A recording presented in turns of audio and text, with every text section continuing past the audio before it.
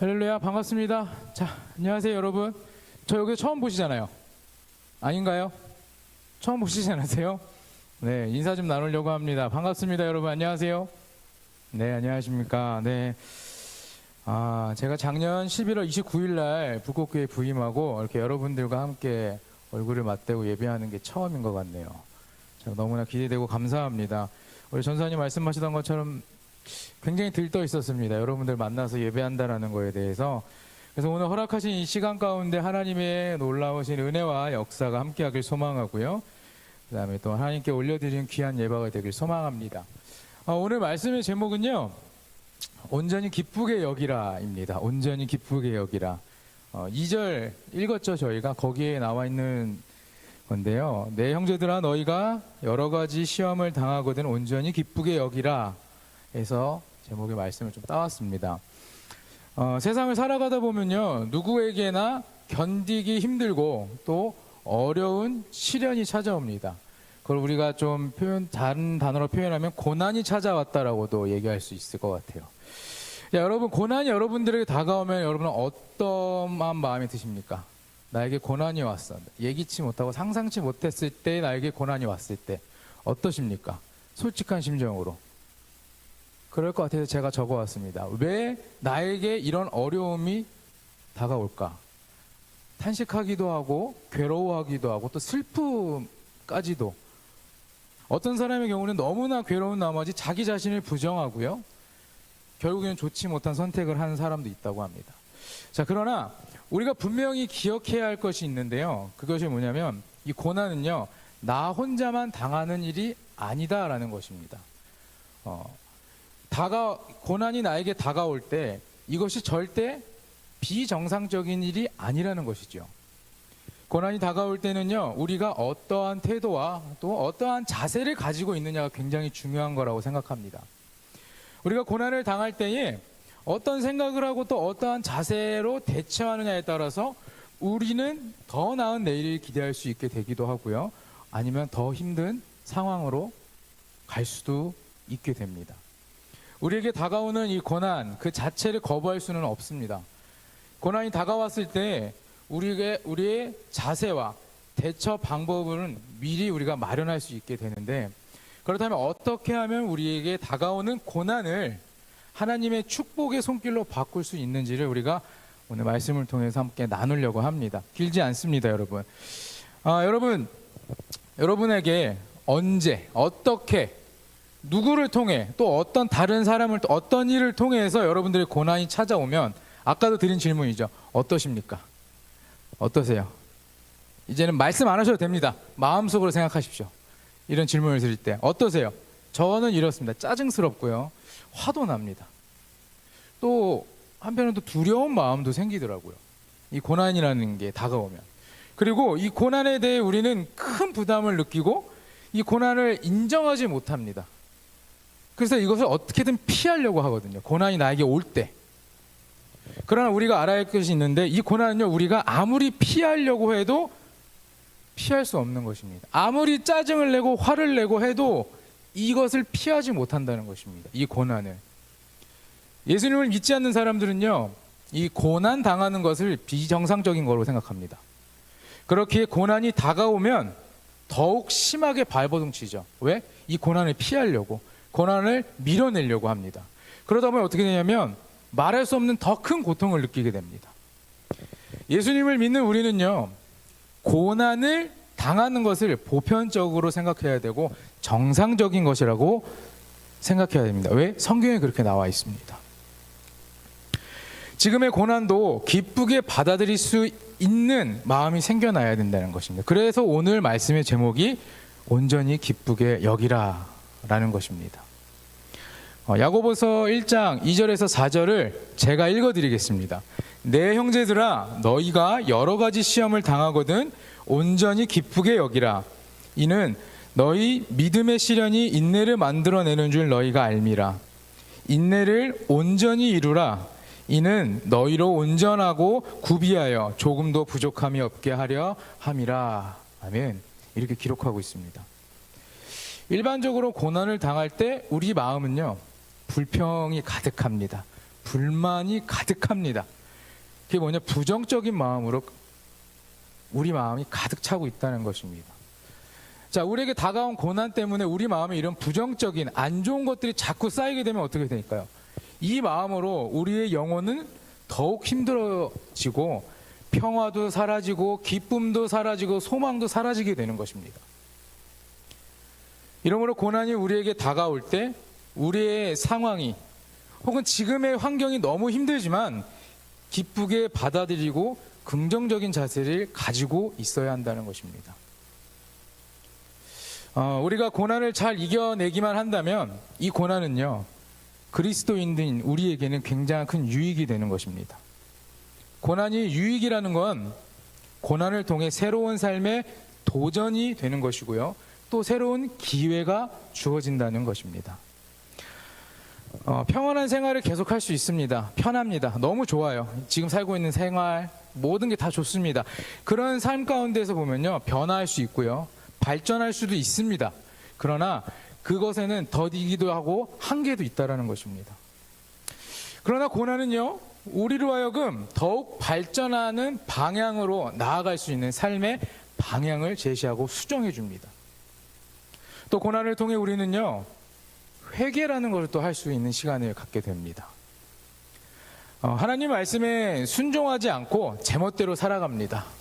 내가 하고 싶은 대로 하나님 말씀 듣지 않고 말씀도 성경도 안 보고 예배 생활도 안 하고 신앙생활 제대로 안 하고 내 마음대로 살아가다가 고난이 다가올 때, 고난이 나에게 왔을 때 그때 우리 어떻게 해요? 하나님 찾습니다.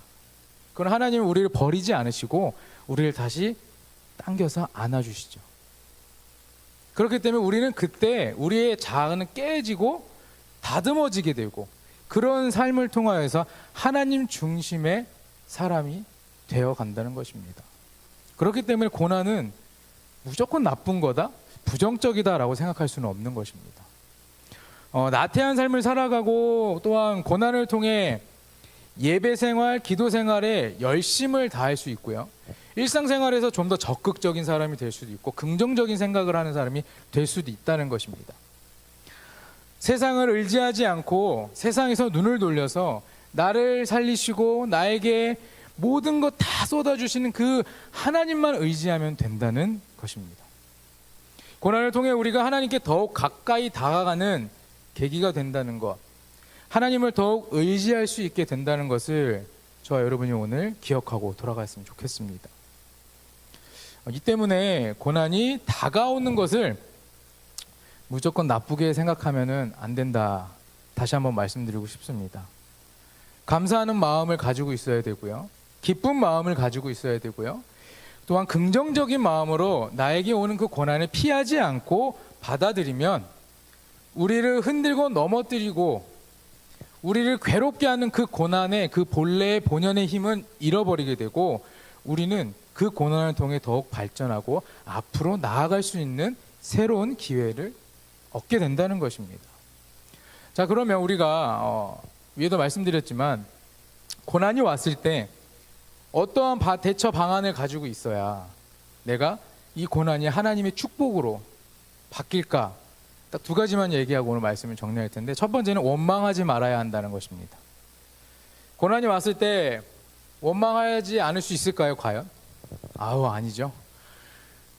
예, 여기 있는 저도 많이 합니다. 예, 고난이 오면 정말 많이 참 마음이 힘듭니다.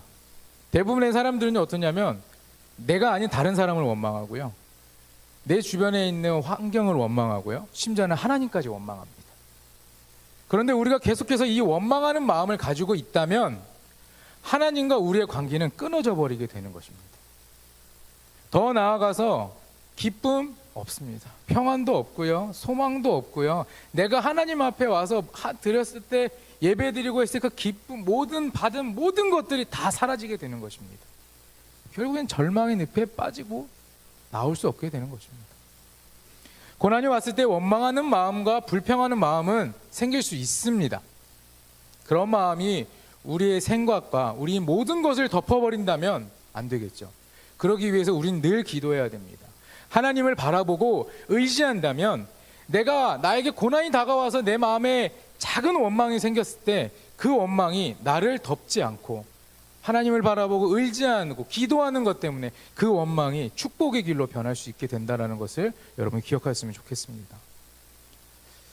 여러분 지금 다 여기 계신 분들은 다 성경을 많이 읽으셨죠? 그죠? 보시기도 했고 듣기도 했고 설교도 많이 들었죠. 고난하면 떠오르는 성경의 인물이 있습니까? 고난하면 다 있죠? 자, 눈으로 깜빡이셔도 됩니다. 없지 않아요. 그죠? 구약 성경에 있는 사람이에요. 그죠? 그 알죠? 이름은 한 글자. 네, 욥 아시죠? 욥이라는 사람입니다.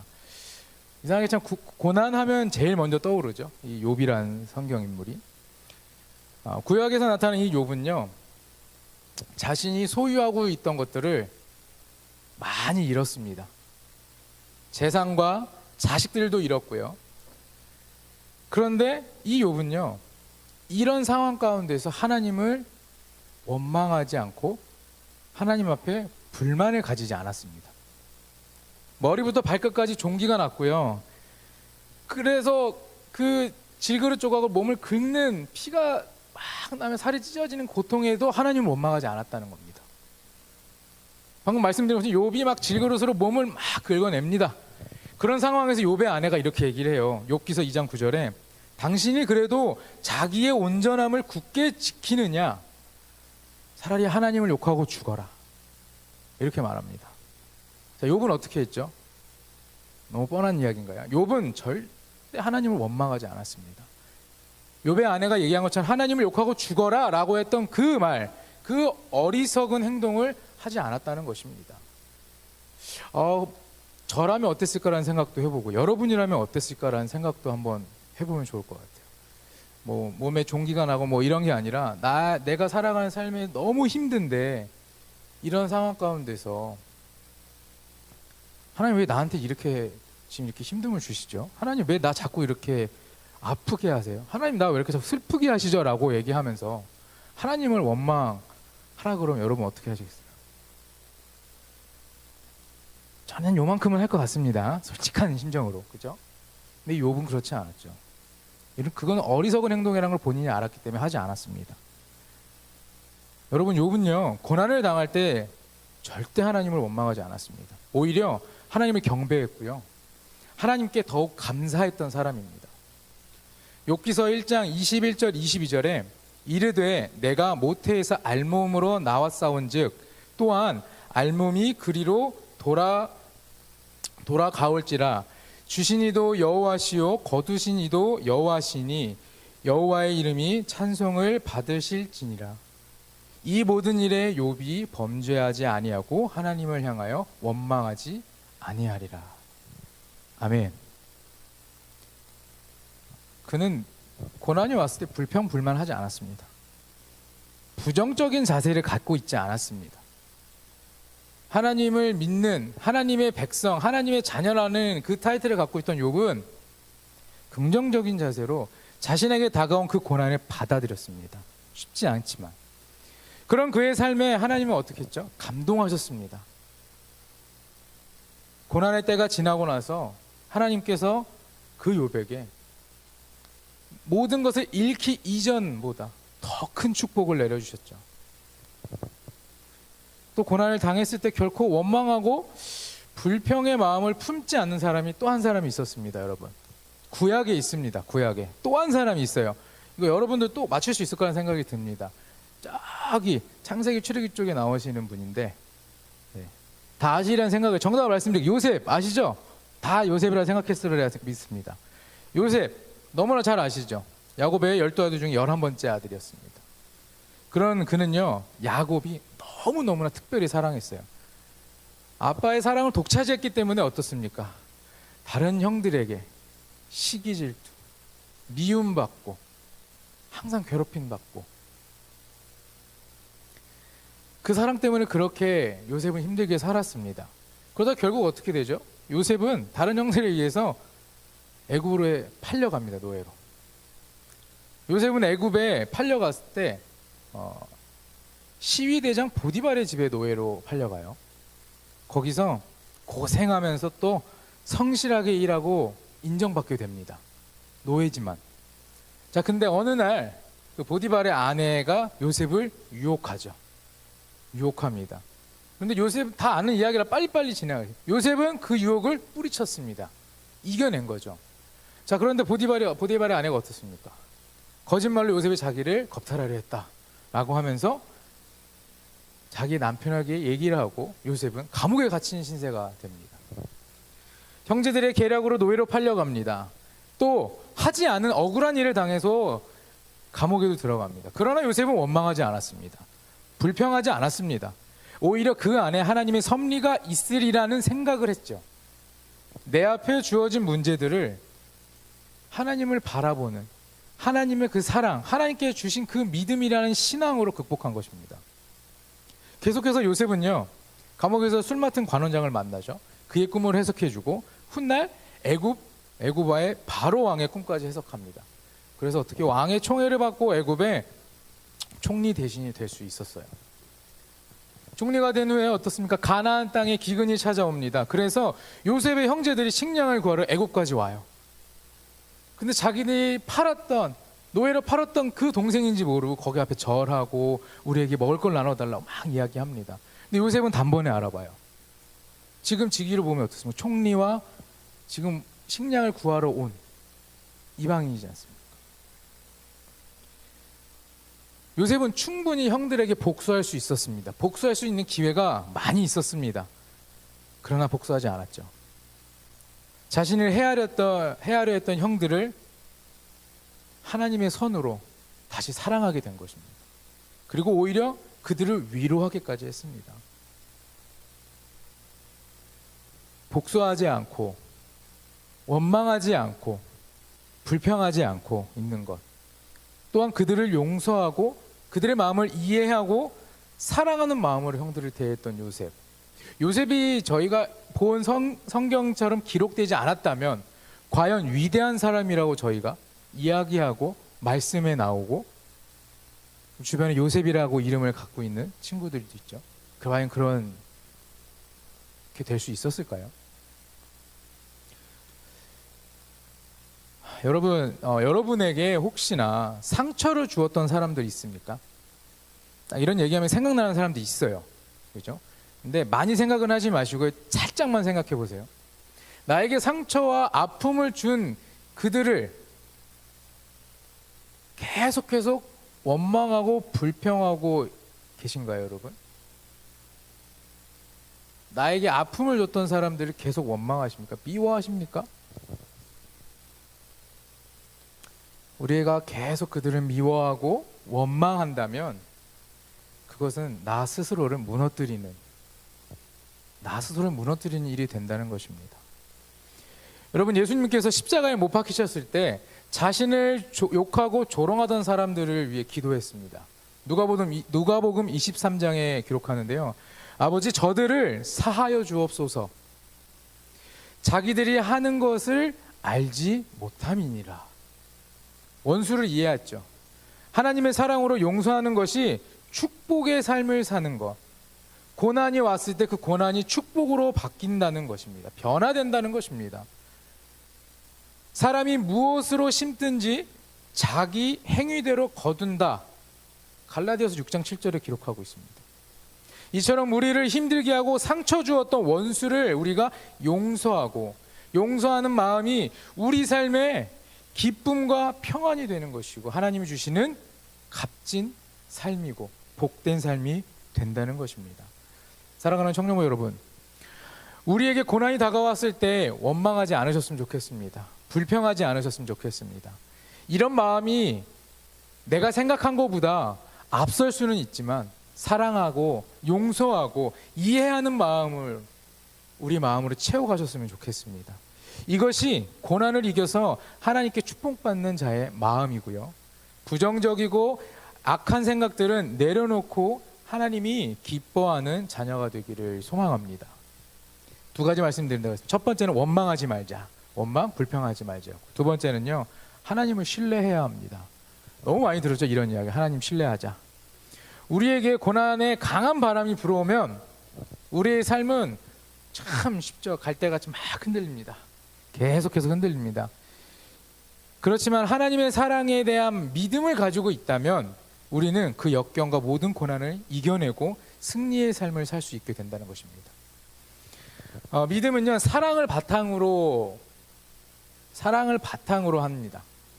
연인을 생각해 보세요. 연인을 생각해 보면 어느 한 사람만 사랑하는 것, 짝사랑이죠. 그것이 아니라 양쪽 모두가 서로를 사랑할 때 서로를 더 믿을 수 있게 되는 것이죠. 사랑을 바탕으로 한 이 믿음만이 살아있는 관계를 계속해서 만들고 유지해 나갈 수 있다는 것입니다. 이거는 사람과 사람뿐만 아니라 하나님과 우리의 관계에서도 그렇다는 것입니다. 여러분 다 아는 성경 말씀을 제가 한 구절 읽어드리겠습니다. 하나님이 세상을 이처럼 사랑하사 독생자를 주셨으니 이는 그를 믿는 자마다 멸망하지 않고 영생을 얻게 하려 하심이라. 아멘. 요한복음 3장 16절이죠. 하나님께서 우리를 사랑하시기에 우리는 하나님을 믿을 수 있게 되는 것입니다. 우리를 너무도 사랑하셨기 때문에 누구를 보내셨죠? 독생자 예수 그리스도를 이 땅에 보내십니다. 예수님은 우리의 과거와 우리의 현재와 우리의 미래의 모든 죄와 절망을 짊어지고 십자가에 달리셨습니다. 하나님께서 이 심판을 통해 우리의 죄를 사해 주시고 나아가서 부활의 길을 예비해 주셨고요, 죄악에서 영생의 자리로 옮겨갈 수 있게 해 주셨습니다. 하나님께서 예수님을 이 땅에 보내심으로 우리에 대한 사랑은 확증되었습니다. 그렇기 때문에 그리스도를 못 박으시기까지 우리를 사랑하신 그 사랑을 우리는 의심하지 말고 순종하고 믿으며 나아가야 한다는 것입니다. 사랑하는 여러분, 하나님께서 어둡고 괴로움 속에서 선을 이루어 주실 것이라는 강한 믿음, 그 신뢰를 가지고 살아가셨으면 좋겠습니다. 이것이 고난을 이겨내는 힘이 되는 것이고 고난 가운데서 축복받는 삶을 사는 방법이라는 것입니다. 하나님의 사랑을 체험하고 신뢰한다면 세상에 고난을 당하더라도 결코 우리는 흔들리지 않을 것입니다. 나만 알고 나만 좋은 거 받고 싶어서 이기적인 신앙으로 살아가는 것이 아니고 성령의 감동 없이 차가운 신앙의 믿음은 고난을 당하면 없어지고 무너져 버리게 된다는 것입니다. 그러나 십자가를 통한 그 믿음, 하나님을 향한 사랑의 믿음은요, 거센 바람이 불어와도 사라지지 않고 무너지지 않습니다. 저와 여러분이 이러한 마음을 가지고 계신다면 우리에게 다가오는 고난을 능히 이길 수 있는 능력이 있다라는 것을 기억하고, 여러분, 나에게 오는 그 고난을 밀어내고 피하려는 것이 아니라, 두려워하는 것이 아니라, 내가 이 고난을 통하여서 새로운 도전과 새로운 기회를 얻을 수 있다 하여 온전히 기쁘게 받아들이셨으면 좋겠습니다. 이제 말씀을 정리할 텐데요, 고난을 기다리고 고난이 오는 것을 기뻐하는 사람이 있을까요? 없죠. 없습니다. 피하려고 하지만 피할 수도 없습니다. 누구에게나 고난은 다가온다는 것을 아셔야 됩니다. 나한테만 오는 것이 아니라 우리 모두에게 다가오는 것이고, 이것이 바로 우리의 현실이라는 것입니다. 고난이 왔을 때 우리의 생각과 자세가 어떻게 해야, 어떻게 받아들여야 하는지에 따라서 우리는 축복받는 삶이 될지 아니면 지금보다 더 힘든 삶을 살지 큰 차이가 있다는 것입니다. 사랑하는 불꽃교회 청년 여러분, 올바른 태도로 고난을 극복하였으면 좋겠습니다. 축복의 삶이 되는 것입니다. 고난은 삶의 한 부분입니다. 우리가 떼어낼 수 없어요. 모든 사람들의 인생에서 겪는 일입니다. 그러나 저와 여러분은 그냥 세상에 있는 사람들이 아니라 신앙인이지 않습니까? 그리스도인이지 않습니까? 그렇기 때문에 고난이 와도 하나님의 사랑에 대한 강한 믿음으로 기쁘게 고난을 받아들이고 승리하는 삶을 사셨으면 좋겠습니다. 하나님의 사람이라면 고난이 와도 불평하지 않으시고 원망하지 않았으면 좋겠습니다. 우리에게 예비하신, 우리에게 보여주실 그 하나님의 섭리를 우리가 무엇인지 깨달았으면 좋겠고요, 나에게 고난이 왔다고 낙심하지 않았으면 좋겠습니다. 이렇게 대면 예배로 드리면서 여러분들에게 첫 번째 주제로 고난에 대해서 얘기하는 게 참 힘들었습니다. 근데 여러분들도 지금 많은 힘든 시기를 보내고 있고 우리뿐만 아니라 전 세계가 많이 힘들지 않습니까? 그런 상황 가운데서 우리가 왜 나한테만, 왜 나에게만 이런 마음보다는 우리가 하나님께서 주신 그 사랑으로 하나님께서 우리와 함께 하신다는 그 믿음, 신뢰하는 마음으로 우리가 이 고난을 극복하고 고난으로 다가왔지만 다시 나갈 땐 축복이 되었으면 좋겠습니다. 나에게 다가온 고난을 통해 내가 내 주변에 있는 많은 형제 자매들이 우리 부모님들 친구들이 다 축복받는 삶을 살았으면 좋겠습니다. 그렇기 때문에 오늘 제목이 뭐니까 온전히 기쁘게 여기라입니다. 기쁘게 받지 않으면 이 고난은 계속해서 골막 터지고 썩어 들어갈 것입니다. 여러분 기쁘게 받아들이셨으면 좋겠습니다. 아멘이시죠? 주제가 너무 무거웠나요? 하지만 마음 가운데 잘 새기고 이번 한 주간을 살아가시는 우리 불꽃교회 모든 청년 여러분 되시면 좋겠습니다. 기도합니다.